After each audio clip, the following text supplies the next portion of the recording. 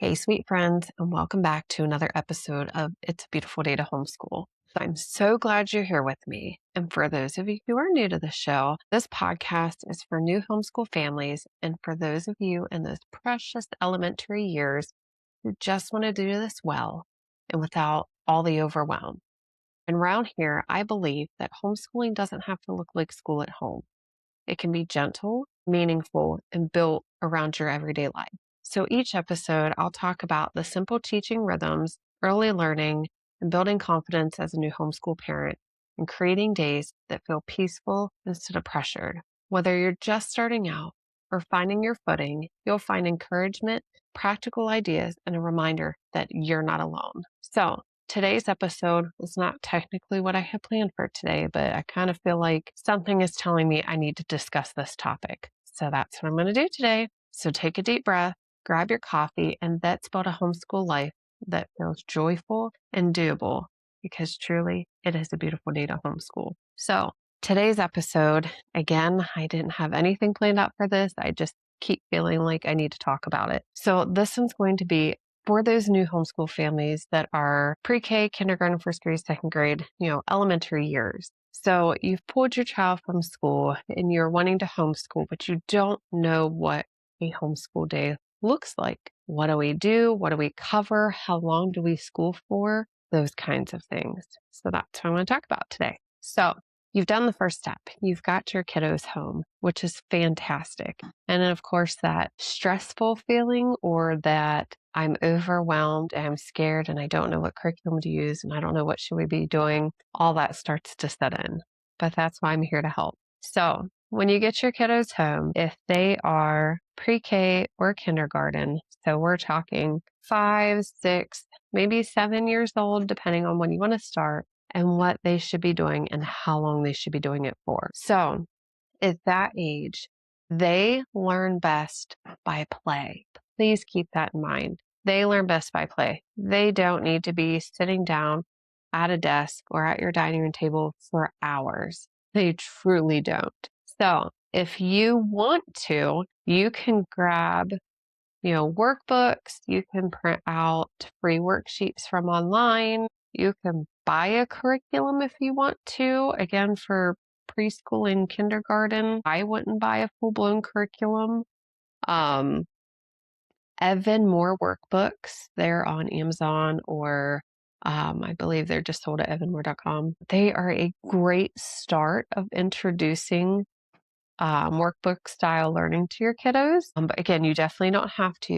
You can go to Teachers Pay Teachers, which is free. You can try just different websites. Even your library may have something to kind of help you out. But again, pre-K and kindergarten, you don't need to be buying a full-blown curriculum. You honestly don't. What they need to learn is going to be easy because you probably already have the stuff at home. So if you have Hot Wheels cars, if you have blocks, if you have any kind of manipulatives, anything like that, that's colors, shapes, different sizes, use those. So you can teach your child about colors with Hot Wheels cars, what colors are on there.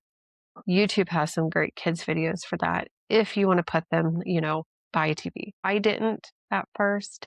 There are moments when I'm like, okay, I just need 5 minutes to go refill my coffee and use the bathroom. Can you watch this?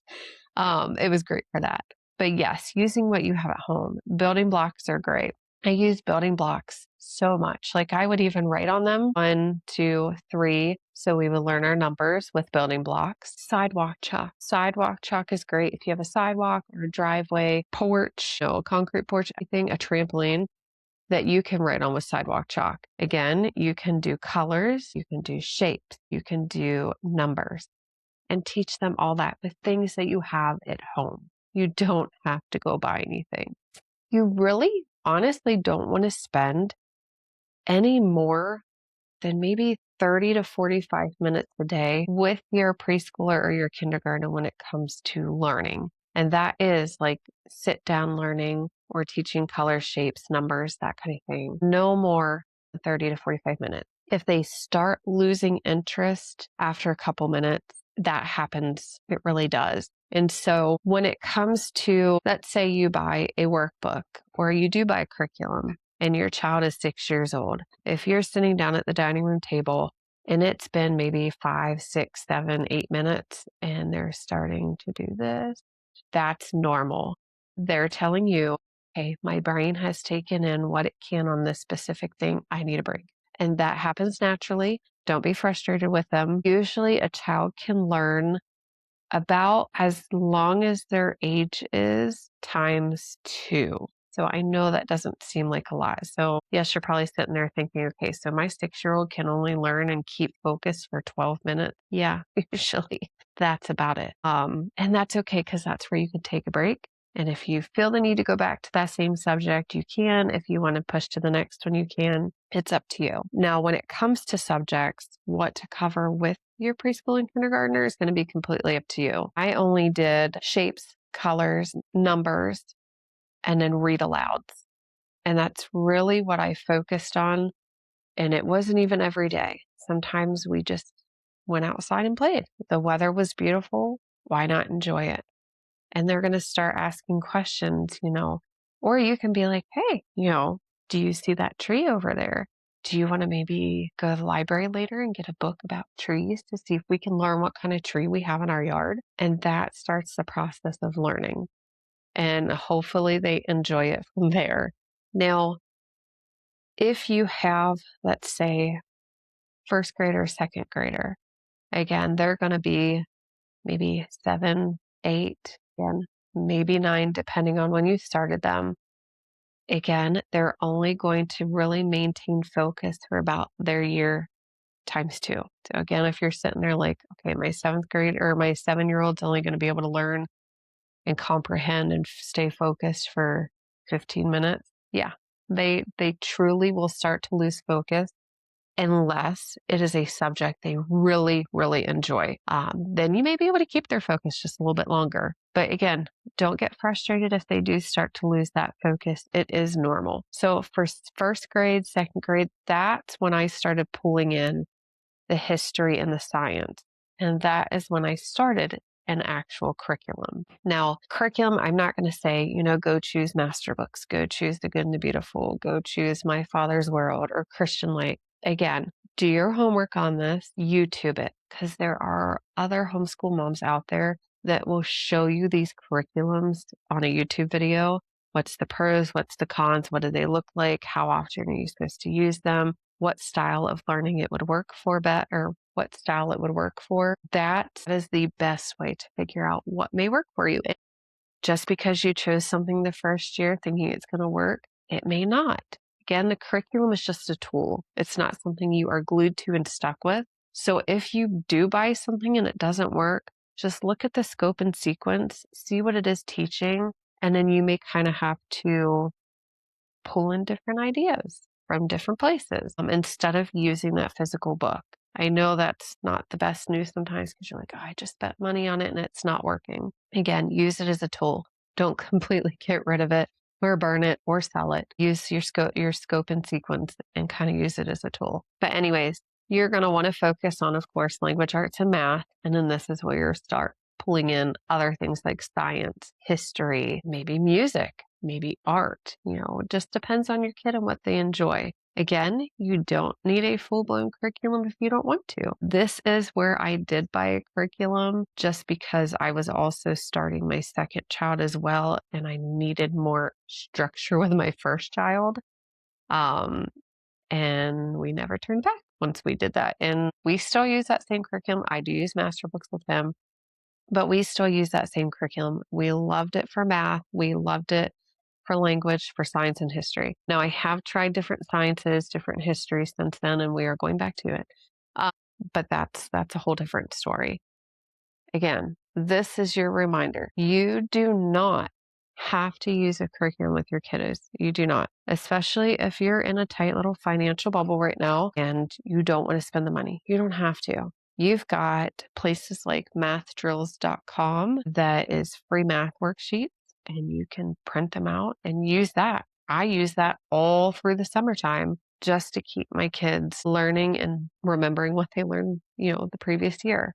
And it's free. There's places like Shepherd Software. It is an old online program, but it is free. They have fun math games. They have geography. They have a bunch of different games on there for school that you can learn and use. I mean, my husband used it when he was homeschooled.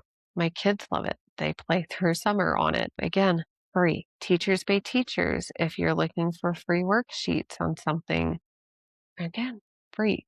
It doesn't have to be expensive. Again, you don't have to do it every day. You just have to start introducing school slowly to them, or I should say learning slowly to them, guide them if they have a specific thing that they want to learn. Like my kids this year, granted, yes, they are 5th grade and 3rd grade. They wanted to do Titanic, and that came out of nowhere. And I'm like, you know what? My kids don't usually ask for certain subjects or certain topics, but I'm going to go with it this time and I'm going to see how it goes.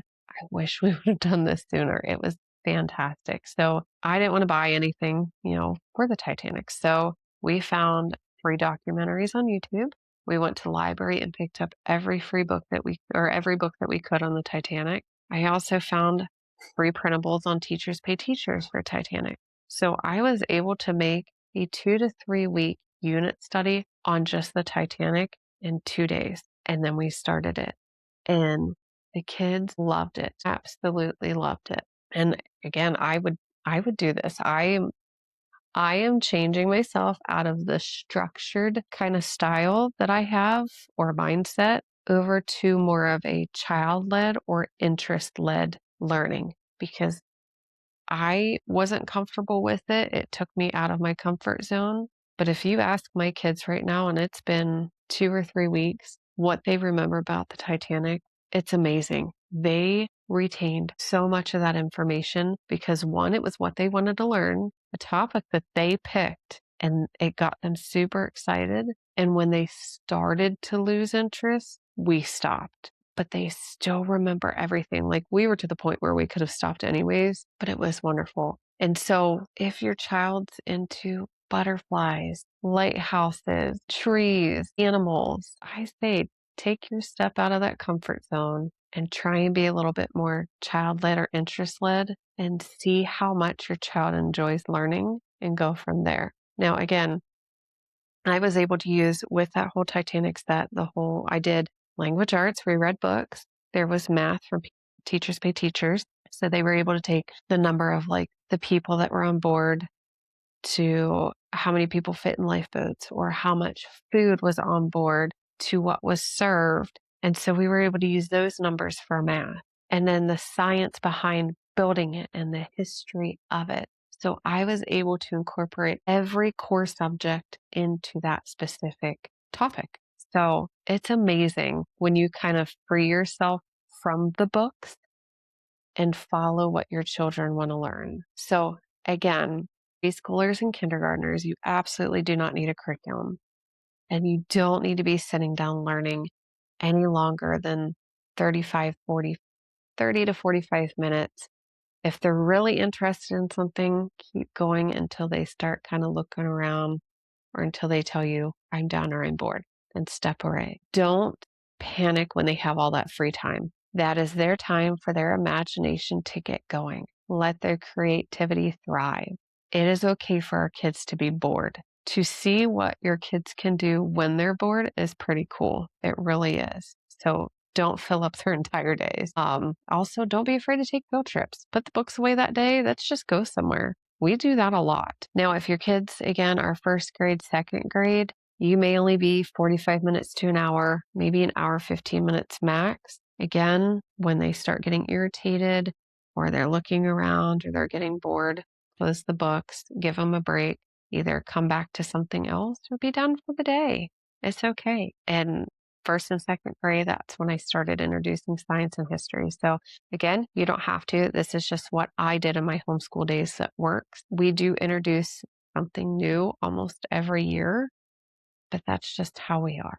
So I hope that this video encouraged you. And if it did, please share with another new homeschool family or a family that's thinking about homeschooling. And let's see if we can help them out, because homeschooling doesn't have to be hard. It doesn't have to be stressful and overwhelming. It can be fun for everyone. So, again, you can find me on TikTok, Instagram, Facebook. I'm Homeschool Mom on the Farm. I love sharing this homeschool journey with you. I love celebrating wins with you. And I am here to help answer any questions that you may have at all. I have more podcast episodes and blogs that I do weekly. You can find those at homeschoolmomonthefarm.com. Leave comments, shoot me an email, homeschoolmomonthefarm@gmail.com, with any questions that you have. Again, homeschooling doesn't have to be scary starting out. And so if you do have any fears, any questions, anything that does overwhelm you, never hesitate to reach out, folks. I'm here to help you guys as much as I can because truly it is a beautiful day to homeschool.